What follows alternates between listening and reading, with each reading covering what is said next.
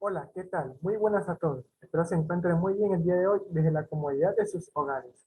Pues bien, en este video del día de hoy les voy a mostrar la clasificación de los materiales cerámicos, según la naturaleza y tratamiento de la materia prima y según su estructura. También les voy a mostrar sobre las propiedades de los materiales cerámicos y el procesado de estos materiales cerámicos. Así que empecemos. Los materiales cerámicos. Los materiales cerámicos tradicionales estaban compuestos de arcilla. Sin embargo, en la actualidad existen numerosos materiales cerámicos de diferente composición que tienen muchas aplicaciones. Por ejemplo, en la industria aeronáutica y en medicina. La pasta cerámica más básica es el barro común o barro rojo, que está formado por silicatos de aluminio procedentes de la descomposición de otras rocas primarias y puede tener diferentes impurezas como óxido de hierro que le da este tono rojizo característico. Para obtener objetos de cerámica a partir del barro, es imprescindible un horno que caliente el material a muy altas temperaturas. Aunque los materiales cerámicos no son metales, pueden incluir en su composición átomos metálicos como el hierro o el aluminio. Los materiales cerámicos avanzados se fabrican a base de materias primas de alta pureza y composición química controlada. Por ejemplo, el titanato de bario. El procesado está sujeto a un control preciso de tal forma que el producto final cuenta con una microestructura definida que asegura una alta fiabilidad para el fin para el que se ha diseñado. Por ejemplo, en medicina, para huesos y articulaciones artificiales o también implantes dentales. Las propiedades de estos materiales solo se consiguen después de un tratamiento térmico, en el que se somete el material original a altas temperaturas, lo cual le confiere las características que se desean obtener. La clasificación de los materiales cerámicos. El producto obtenido dependerá de la naturaleza de la arcilla empleada, de la temperatura y de las técnicas de cocción a la que ha sido sometido. Materiales cerámicos porosos. La arcilla cocida. El color rojizo debido al óxido de hierro de las arcillas que la componen. La loza italiana se fabrica con arcilla entre amarillenta y rojiza mezclada con arena, pudiendo recubrirse de barniz transparente. La loza inglesa, fabricada de arcilla arenosa, de la que se elimina mediante lavado el óxido de hierro y se le añade sílex, entre el 25 y el 35%. El yeso, el feldepasto, bajando el punto de fusión de la mezcla y también se le pone caolín. Esto quiere decir que no ha sufrido vitrificación, es decir, el material inicial no se llega a fundir. Su fractura, al romperse, es terrosa, siendo totalmente permeables a los gases, líquidos y grasas. Entre los más importantes se encuentran la temperatura de cocción es de 700 a 1000 grados centígrados. Si una vez cocida se recubre con óxido de estaño, que es similar al esmalte blanco, se denomina loza estagnífera. El horneado de arcillas ha sido esencial en la producción tradicional de baldosas, ladrillos, tejas, así como de todo tipo de recipientes de barro. La temperatura de cocción varía entre los 1050 a 1070 grados centígrados.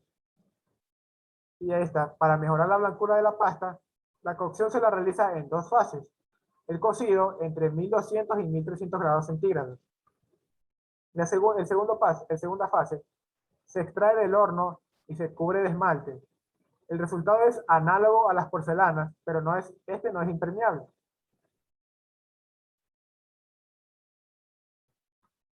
Los refractarios. Se trata de arcillas cocidas, porosas, en cuyo interior hay unas proporciones grandes de óxido de aluminio, torio, berilio y circonio. Los materiales cerámicos impermeables y semi-impermeables. Se los ha sometido a temperaturas bastante altas, en las que se vitrifica completamente la arena de cuarzo. De esta manera se obtienen productos impermeables y más duros. Entre los más destacados se encuentran el grès cerámico común y el grès cerámico fino. En el grès cerámico común encontramos, se obtiene a partir de arcillas ordinarias. sometidas a temperaturas de unos 1300 grados centígrados. Es muy empleado en pavimentos. La cocción se efectúa entre los 1300 y 1600 grados centígrados. El enfriamiento se debe realizar lenta y progresivamente para no producir agrietamientos ni tensiones internas. Se obtienen productos que pueden resistir temperaturas de hasta 3000 grados centígrados. La aplicación más usual son los ladrillos refractarios, que deben soportar altas temperaturas en el interior de hornos. En el grés cerámico fino, obtenido a partir de arcillas refractarias conteniendo óxidos metálicos, a las que se le añade un fundente, que es el feldespato, con objeto de rebajar el punto de fusión. Más tarde se introducen en un horno a unos 1300 grados centígrados, cuando está a punto de finalizar la cocción. Se impregnan los objetos de sal marina. La sal reacciona con la arcilla y forma una fina capa de sílico aluminato alcalino, vitrificado, que confiere el grés su vidriado característico. La porcelana. Se obtiene a partir de una arcilla muy pura, denominada kaolín. Se le añade fundente, que es el feldespato, y un desengrasante, cuarzo o sílex. Son elementos muy duros, soliendo tener un espesor pequeño, de 2 a 4 milímetros. Su color natural es blanco, o translúcido también. Según la temperatura, se distinguen dos tipos: las porcelanas blandas y las porcelanas duras. Las porcelanas blandas encontramos cocidas a unos 1000 grados centígrados, se sacan y se les aplica esmalte y se vuelven a introducir en el horno a una temperatura de 1200 grados centígrados o en su caso a más temperatura. En las porcelanas duras encontramos que se cuecen a 1000 grados centígrados. A continuación se sacan, se esmaltan y se reintroducen en el horno a unos 1400 grados centígrados o también a más temperatura. Si se decoran, se realiza esta operación y luego se vuelven a introducir en el horno a unos 800 grados centígrados. Para que el producto se considere porcelana, es necesario que sufra dos cocciones. A una temperatura de entre 1000 y 1300 grados centígrados y otra a más alta temperatura, pudiendo llegar a los 1800 grados centígrados, teniendo multitud de aplicaciones en el hogar, como baterías de cocina, vajillas, etc. Y en la industria los podemos encontrar como toberas de reactores, aislantes en transformadores, etc.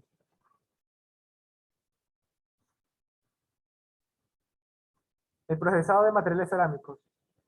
Las cerámicas no cristalinas o vidriosas suelen ser formadas a partir de fundiciones.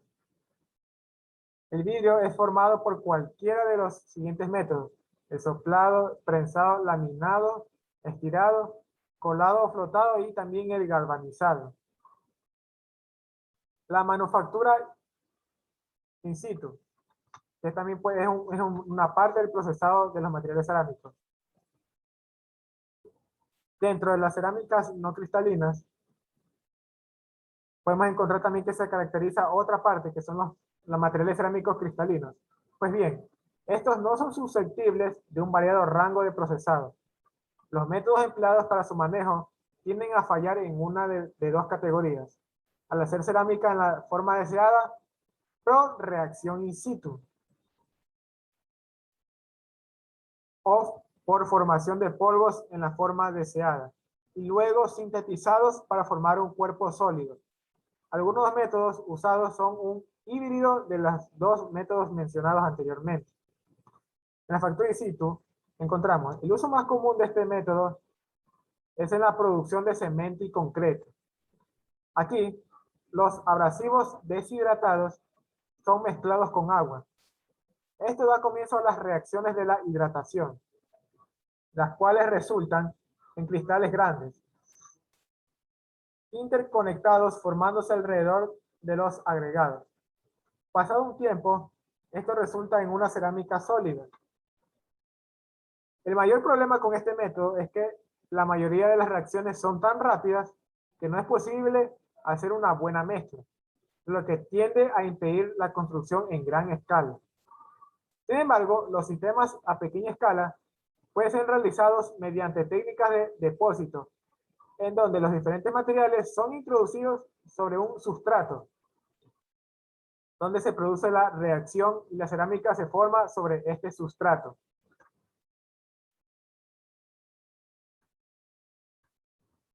Conformado de los polvos. El objetivo principal del conformado es dar forma y consistencia a la masa de polvos que dé lugar a un aumento de la densidad y, por lo tanto, a una mejora de las propiedades mecánicas. Existen dos formas de realizar el conformado: mediante la aplicación de presión y temperaturas elevadas, con la aplicación de presión y temperatura. El proceso es similar, así no apliquésemos altas temperaturas, pero obtenemos productos más densos y homogéneos, a la vez que ahorramos materias primas.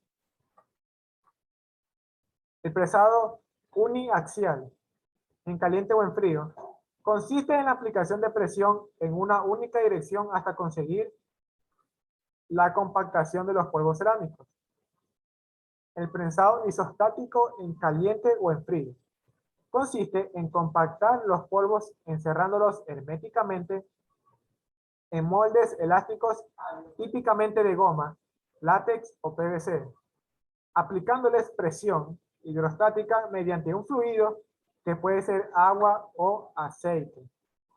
El fundamento de este proceso es el principio de Pascal. De este modo conseguimos compactar uniformemente y en todas las direcciones el material. Slip casting. Se fundamenta en el moldeo por barbotina de la cerámica tradicional, mediante el cual obtenemos piezas de espesores pequeños utilizando moldes porosos. Métodos basados en la sinterización. Los principios de los métodos basados en la sinterización son sencillos. Una vez que la materia prima es acondicionada para su procesamiento o hornada, es introducida en el horno, con lo que el proceso de difusión compacta a la materia prima. Los poros se achican, resultando un producto más denso y fuerte. El quemado se hace a una temperatura por debajo del punto de derretimiento de la cerámica. Siempre queda alguna porosidad, pero la verdadera ventaja de este método es que la hornada puede ser producida de cualquier modo imaginable e incluso puede ser sinterizado. Esto lo hace una ruta muy versátil. Existen miles de posibles refinamientos de este proceso. Algunos de los más comunes involucran presionar la hornada para darle la densidad. La quema reduce el tiempo de sinterización necesario. A veces, se añaden elementos orgánicos junto a la hornada que son disueltos durante la quema. Algunas veces, se agregan lubricantes orgánicos durante el proceso para incrementar la densidad. No es raro combinarlo, agregando materia orgánica y lubricantes a una hornada y luego presionar. La formulación de estos aditivos químicos orgánicos es un arte en sí mismo. Esto es particularmente importante en la manufactura de cerámica de alto rendimiento, tales como las usadas para la electrónica, como en condensadores, inductores, sensores, etc. Puede realizarse una mezcla de componentes en vez de usar un solo polvo, y luego verterlo en el molde deseado, dejándolo secar y luego sinterizarlo. De hecho, en la alfarería tradicional es hecho de esta forma, usando una mezcla plástica que es trabajada con las manos.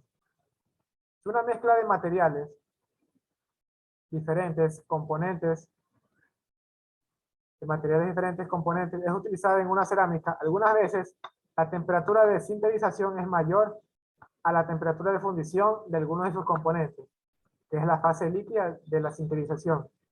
Esto genera un periodo más corto de sinterización comparado con el estado sólido sinterizado. Pues bien, hasta aquí he llegado al final de mi video. Espero que les haya gustado mucho y me alegro que se hayan quedado hasta el final. Muchas gracias por todo. Me despido. Que tengan buen día.